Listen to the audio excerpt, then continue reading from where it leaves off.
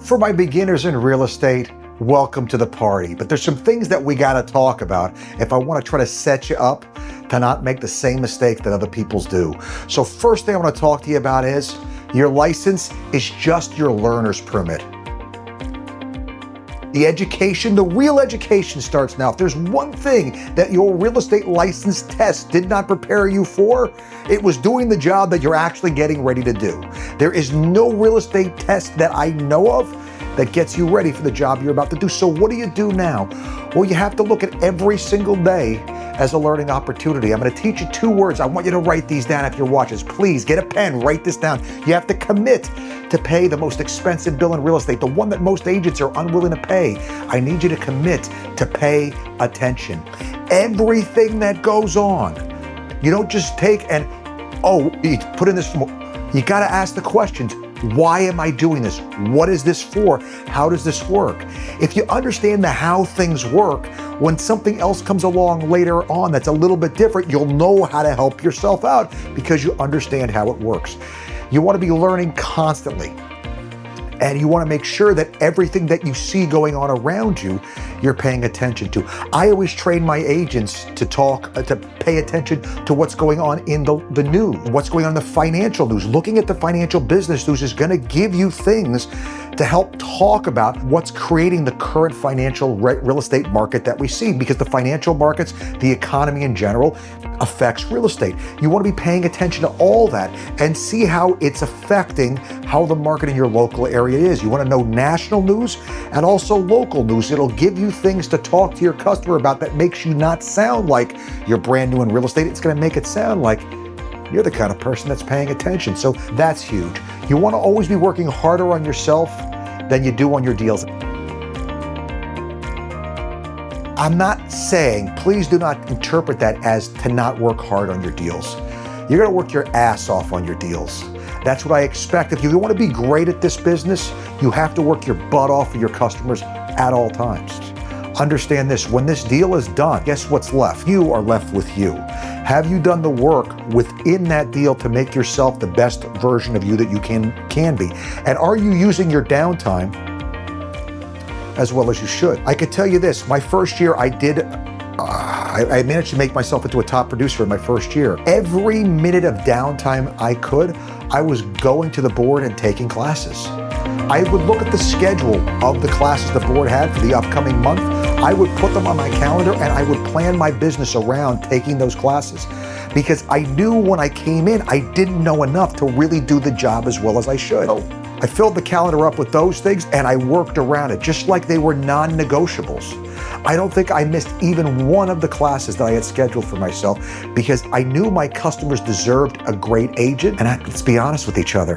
When I started, I knew I wasn't that. What I wanted to do was shorten the time period between being the new agent and being the agent that was really worthy of their trust in their business going forward.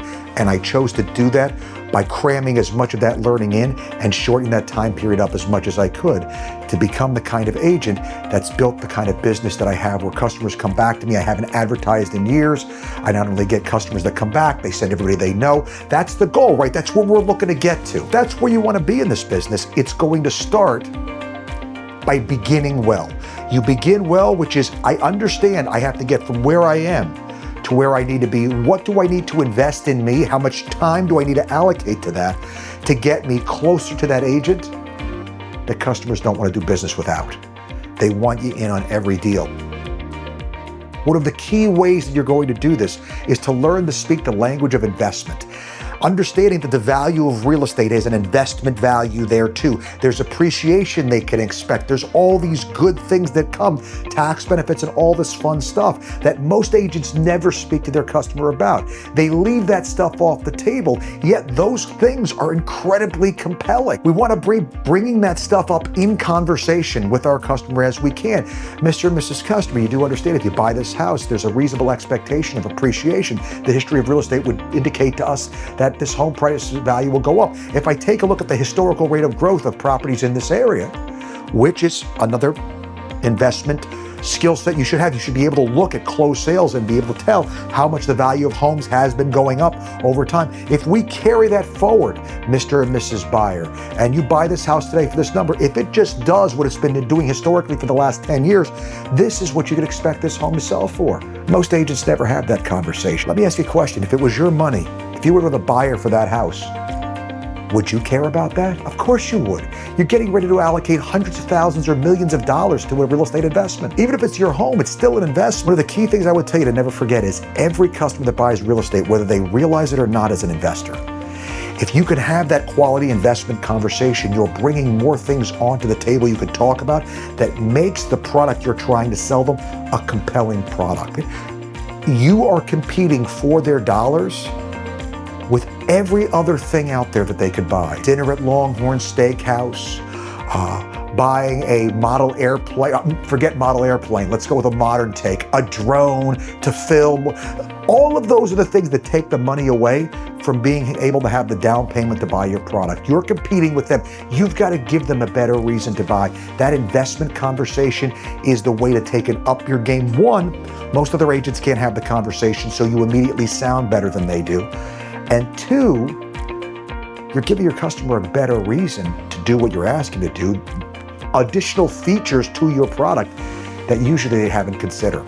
Also, understand this, new agents, you're going to be in the damage control business. You're in the business of solving problems, not unlocking doors. I will tell you, just go ahead and expect aggravation, expect deals to fall apart, expect deals to almost fall apart on pretty much every deal, all right? There is a misconception that a lot of people come to real estate with, which is the idea that this business is about looking at pretty houses. This business is about location, location, location. If you're buying or selling real estate, yes, it's about location, location, location. Your business, your job, real estate, is exclusively a follow-up business. You're going to be following up, then when you're done with that, you're going to follow up, and then after that, you follow up again. And if you have some time, go ahead and follow up again, because you're going to have to go behind every single person, your customer, their customer, the other agent, the title company, the mortgage broker, everybody, the home inspector, everybody that's involved in this deal, figure on having to go behind them at some point and figure out why they haven't done what they're supposed to do, because people will let you down in this business. If you expect what I'm telling you on the way in, expect that nobody's going to do what they're supposed to do, that you're going to have to go behind them and make sure that it gets done. If you're expecting that, one, unfortunately, reality is going to look a lot like that. And two, you are setting you up to not be disappointed when people let you down. You're not going to give them the chance to let you down because you're really not expecting that much from them. That is the way to position yourself well mentally in this business, to stay sane, because I'm going to tell you guys, it's a hard business in that way. A piece of advice that I'm going to tell you is this: expect this to be harder than you thought it was going to be. All right? I've done lots of businesses in my life, folks. I still have calluses in my hands from construction and from all different things that I've done. This business is hard in a different way than working out in the hot sun. It's a demoralizing business. I want you to expect it, that it's gonna feel bad at times. If you haven't cried yourself to sleep in this business at least once, you're probably doing something wrong. Feeling down, feeling demoralized, feeling like you're working really hard and nothing is coming from it is pretty much what the experience of real estate looks like.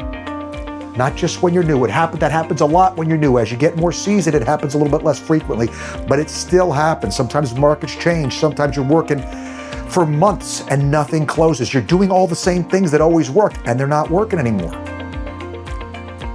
And then all of a sudden a whole bunch of stuff comes through, and the income stream is always going to look like this. It's hard. You have to make peace with it. Never count commission checks, never count compensation until the check is in your broker's office and they're getting ready to give it to you. All right? Never count the money before it's in hand. Never spend the money before the money is in hand. All right? Last thing I want to tell you is this: find a mentor. You don't find the mentor, just make peace with repeating the dumb mistakes that other people have made. and having to pay the costs that's associated with it. I don't want you to pay that cost, folks. Find somebody who knows the thing well, offer to do the hard work, offer to do the legwork, offer to make the calls, all the stuff they don't want to do to make their life easy, but ask them to work the deal with you so you can learn, so you can see how they found to mitigate the problems that come up. There's a million different problems that are going to come up, a million different objections that customers are going to raise, issues that will come up with zoning and title and all this fun stuff. By the way, air quotes on fun on that one. All of that stuff, figuring out how to navigate through that is what makes you great as an agent, but when you knew, you don't know.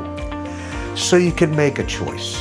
You could try to hang on to 100% of the compensation, but 100% of nothing is nothing. Or you could get 50% or some other split with somebody that's a mentor that makes your deal a lot more likely to close and simultaneously gives you an education in the field that you're making your business in. Get great at what you do, guys. That education theme is going to always be a huge part of what your beginning experience of real estate is going to be. Don't shy away from it. Embrace it. You're going to have to learn the lessons one way or the other. Why wouldn't you front load it and get all the pain out of the way as quickly as you can?